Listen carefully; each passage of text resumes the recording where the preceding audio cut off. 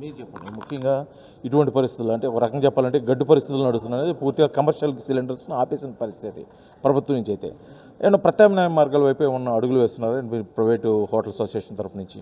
ఒకటి సార్, ఇప్పుడు మేము మీడియా మిత్రులు చెప్పేది ఏంటంటే, దీనికి మేము గ్యాస్ మీదనే ఆధారపడి ఉన్నాం. ప్రత్యామ్నాయం అనేది ప్రజెంట్ ఏం లేదు. గతంలో అని అంటే ఈ ఊగపోయి కట్లు పొయ్యి ఇవన్నీ ఉన్నాయి ప్రజెంట్.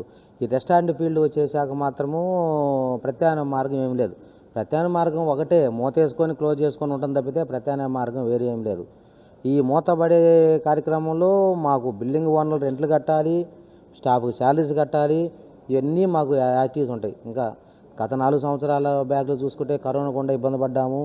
ఈ యుద్ధం అనేది ఎన్ని రోజులు ఉంటుందో అర్థం కావట్లేదు.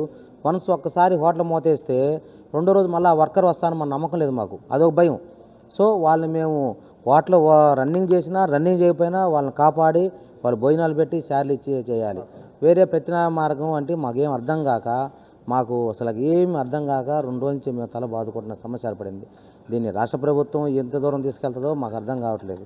ఇక్కడ డీలర్ని మేము పోయి ఒత్తిడి అడిగితే మాకు గ్యాస్ సప్లై రాలని చెబుతున్నారు.